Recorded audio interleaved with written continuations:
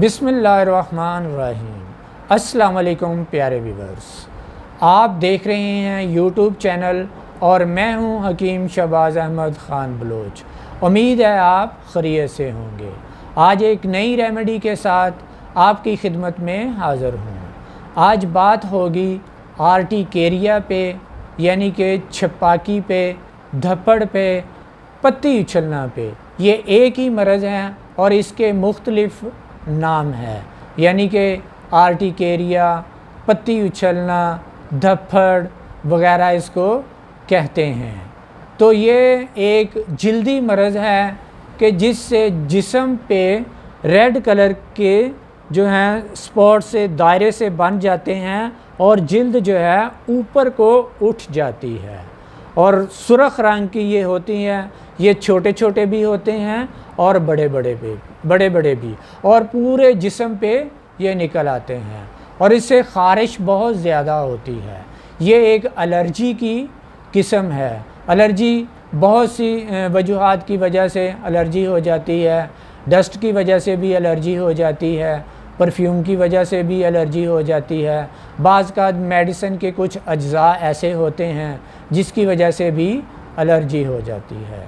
तो ख़ासकर जो अहम है वो ये है कि जो कि बाहर के खाने, स्पाइसी खाने, यानी कि तेज़ मिर्च मसाला जात वाले खाने बाहर से खाते हैं तो उनको ये आर्टिकेरिया यानी कि धप्पड़ की जो बीमारी है वो लाहक हो जाती है। तो इससे ख़ारिश जो है वो बहुत ज़्यादा होती है, जिससे कि मरीज़ ख़ासकर रात को सो भी नहीं सकता और खुजली बहुत ज़्यादा करता है और अपने जिस्म पे ज़ख़म कर लेता है। तो इस बीमारी से निजात के लिए जो आज रेमेडी तरतीब दी गई है, ये मुख्तसर सी रेमेडी है, लेकिन क्या कमाल की रेमेडी है। इसमें अल्लाह ताला ने बहुत सी शिफा रखी है। तो आइए रेमेडी की तरफ चलते हैं।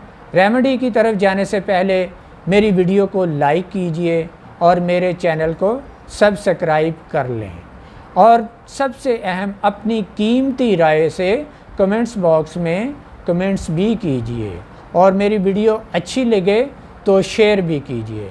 तो आइए रेमेडी की तरफ चलते हैं। सबसे पहले है फिलफिल स्याह। ये आप देख सकते हैं, ये है फिलफिल स्याह। इसको काली मिर्च भी कहते हैं। ये आपने लेना है 40 ग्राम। इंग्लिश में इसको ब्लैक पेपर कहते हैं। उसके बाद ये है फिलफिल दराज। ये भी आपने 40 ग्राम लेना है।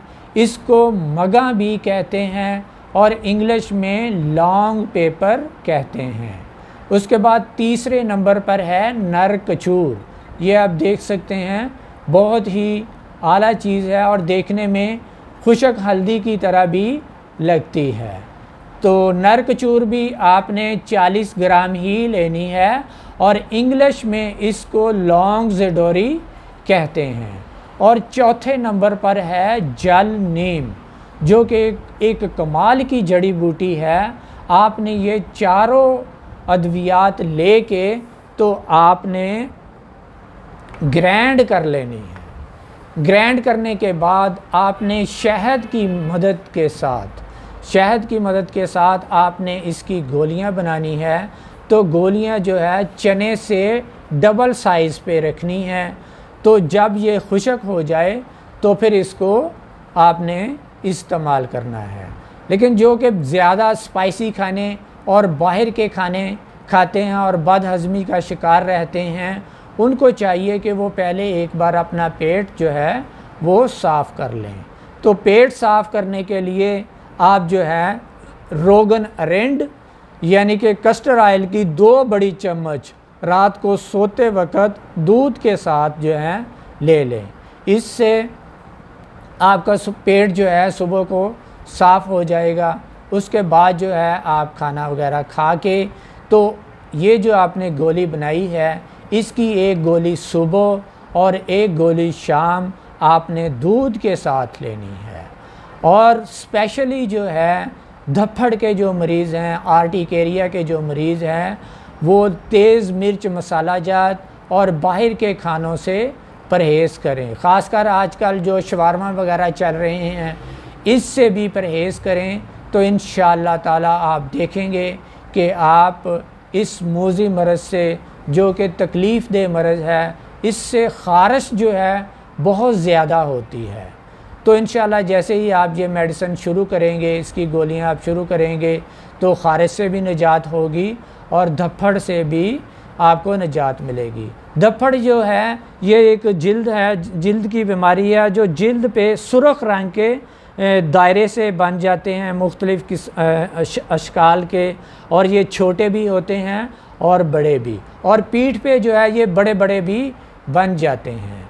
तो इंशाअल्लाह जैसे ही आप ये रेमेडी बना के आप शुरू करेंगे तो अल्हम्दुलिल्लाह इस धप्पड़ से, आर्टिक एरिया से निजात हासिल करेंगे। तो इसी दुआओं के साथ मैं दुआ करता हूँ कि अल्लाह ताला आपको इस मूज़ी मरज़ से निजात दे, और हकीम शहबाज अहमद को इजाज़त दीजिए। अल्लाह हाफिज़।